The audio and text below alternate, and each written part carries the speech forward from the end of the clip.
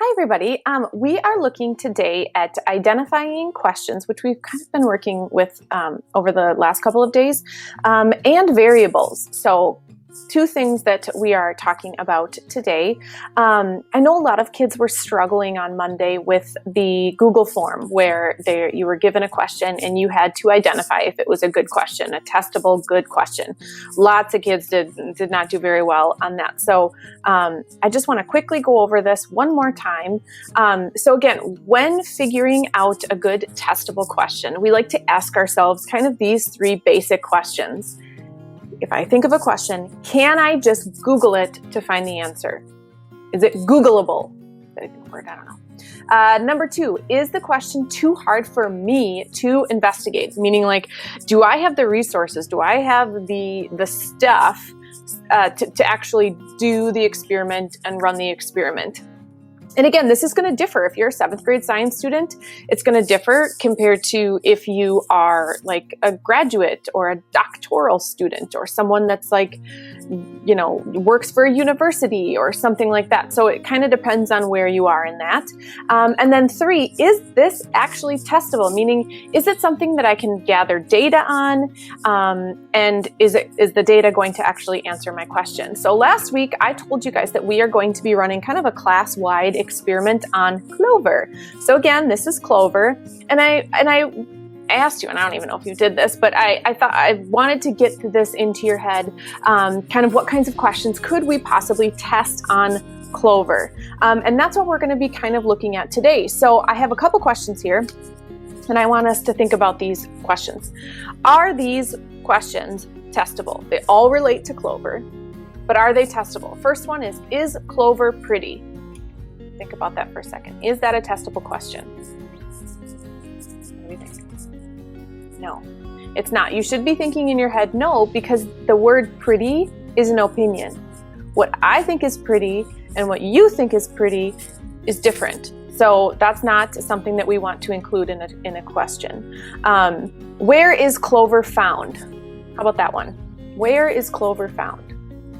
Testable or not? No, it's a great question, but that is a Googleable answer. I don't have to, travel all over the world to find this out, because at some point someone probably did that already. So I don't have to do that. I don't have to waste my money on a Clover vacation. I can just Google that and find the answer. How about this next one? What are the long-term effects of pollution on the animals that eat clover? So lots of times plants get pesticides on them, they get pollution on them, and then the animals eat the plants. So that's not very good. This question, what are the long-term effects of pollution on the animals that eat clover? Is that a testable question? What do you think? Think of your answer. Yeah, it's testable. Is it possible for us to do? No. Long-term effects, we don't have time to be studying long-term effects on animals. We don't have the resources. In my last little video thing, I told you, deer and herbivores, animals that eat plants and bunnies, they eat clover. So if there's pollution on the clover, yeah, they could be affected, but we don't have time to be looking at long-term effects. That would be maybe somebody in like the University of Minnesota, or somebody that has like a super, super, super important scientific job. They can investigate that. So yes, it's testable, but it's too hard for us. As 7th grade science students, we are not going to be examining long-term effects of anything, really. So while all of these are questions that relate to our topic, they're not testable. One of the ways that we can come up with a testable question, if we're struggling at all, is to start thinking about variables. So variables are anything in an experiment or anything in a topic or whatever you're thinking of that could possibly change, and things that you could measure. And last year, I know you talked about these because I know some of those 6th grade science teachers. Last year, you learned about 2 variables. You actually learned about a third one, but we're not going to talk about that today. You learned about an independent variable and a dependent variable. An independent variable is the variable that you decide to change in the experiment, thing you are testing. Dependent, I think of dependent data, they both start with D, is the variable that's measured as a result of what you are deciding to change. And sometimes if we can pick some very independent variables and maybe some dependent variables, and we can kind of throw those around, it can help us come up with a good testable question. So that's what we're going to kind of do with this. Here we go. So here are some things. I've compiled a lovely little list here that we could change as our independent variables. So these are all of the things that we could test on clover. Amount of water, how we water the clover, amount of light that we give the clover, meaning we could put some in light and some in dark, amount of fertilizer added. So maybe with some we add this much fertilizer, and another batch of clover we add less. Type of fertilizer used, type of dirt used, the number of seeds planted together, how the clover seeds are planted, temperature of the environment. Maybe we put some in a really hot 90-degree environment and some in like a really cold environment. Moisture of the soil, pH of the soil, that's like if the soil is super acidic or if it's the opposite, which is called basic. Or maybe if foreign objects are planted in the soil with the clover seeds. So maybe we had some clover pots with nothing in them except for seeds and water and whatnot. And then we had some maybe with some objects, maybe some plastic, maybe some things that would kind of mimic pollution in the environment. So these are all of the, and there's probably actually a lot more, independent variables that we could pick from if we wanted to start developing a question. These here are some dependent variables, meaning these are some things that we could measure and take data on from and based on our independent. So we could measure the length of the clover, so how tall it is, maybe by a certain date. We could measure germination, which is a fancy science word for when the seed actually starts sprouting or beginning to grow. We could count how the percentage of how many of the seeds out of all of them in a certain condition sprout, the speed of growth, maybe after a certain amount of time, how long the roots are. So if we've got both our independent list and our dependent list, we can start kind of taking one from each list and coming up with a question. So that's what we're going to do. We're going to create a question using these two lists. So again, I've put in this nice little lovely table here. We've got our independent possibilities here, and we've got our dependent possibilities here. And we're going to pick one of each of those and put it into a question form. I like using, and these are not the only two options, but I like using these two formats when making a scientific testable question. Does something, which is your independent variable, that's what IV stands for, affect your dependent variable? Or you could also say, what is the relationship between independent variable and whatever your dependent variable is? These two just kind of, I don't know, I think these are the easiest ones to use when we're trying to make a testable question.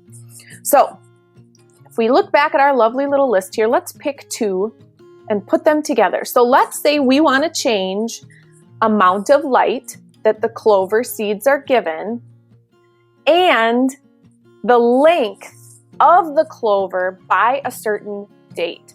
So again, we're picking one independent variable and one dependent variable from our list here, and choose whichever ones, but let's say we choose this one and we choose this one. And then we're going to put it in that question. And again, there's two ways to do this. So I've got independent variable, again, was the amount of light. My dependent variable is the length of the clover. So a testable question that I could do on clover would be, does the amount of light affect the length of the clover by November 30th or whatever date we choose? You could also say, what is the relationship between the amount of light and the clover by November 30th? Now again, looking back up here at our one of the first couple slides here, could I just Google that answer? How does amount of light affect length of clover? Well, maybe. I might be able to get some background information, but I'm not going to actually be able to have a 100% certain answer if I Google it. Is this question too hard for me to investigate? No, I can buy some clover seeds and I can get some pots, and I've got a ruler, I can do some measuring. It's absolutely, definitely doable by a 7th grade student. And is it actually testable? Meaning, can I actually gather data that's going to answer my question? Yeah, if you're measuring the length of something, all you need is a ruler to do that. So this is a great example here of a testable question. Does the amount of light affect the length of clover by a time? Let's do another one. So again, let's look back at our table here and pick one again from each category. So type of dirt used. Let's pick that one. And let's pick the length of the roots. Or roots. I don't know how to say it. Is it roots or roots? Well, I don't know. So again, I've got one of each of these, and now I'm going to put it into my question format. So independent is the type of dirt. Dependent is the length of the roots. So when I put it in my question, does the type of dirt affect the length of the roots? Or what is the relationship between type of dirt and the length of the roots? Okay. Could I Google that? I might be able to find some information about dirt and roots, but answering this question, I don't think I'd be able to find a perfect, wonderful answer through Google. Is it too hard for me to do? No, I just gotta get some dirt, I gotta get some seeds, I gotta get a couple pots. And again, measuring the length, I just need a ruler to do that. So this is definitely 7th grade testable material.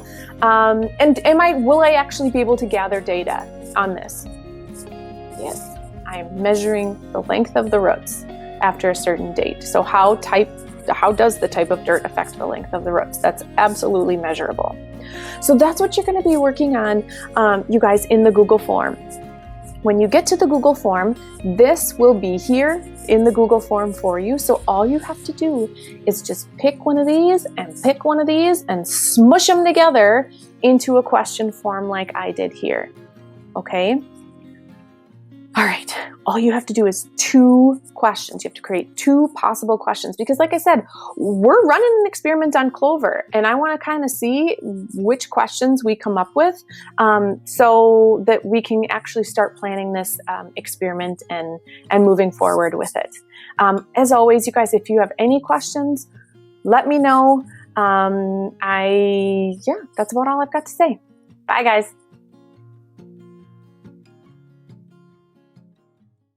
Episode 1, Will You Be My Friend? Mom, so what is this thing in here? Because I kind of want to play with it, and yeah, can we just meet? Maybe they'll like me.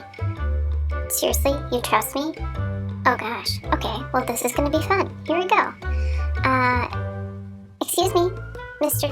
Turtle, excuse me. I was just wondering if maybe you would want to hang out. Oh, what is this? You didn't eat your lunch? This smells so good. Here, come here. Hey, you. Hey, come here. Ah! Oh gosh. Okay, here. This is. Oh, I'll take that. Thank you. No, I'll take that. Thank you. Oh, okay. Yep. Are you gonna eat that? Really? Because if I could just. Oh, your feet do not smell good. So, what's your name? Timmy. Oh, okay. Well, can you be friends with me, Timmy? Because I'm kind of lonely and I'd like that. Okay, great. Best friends forever.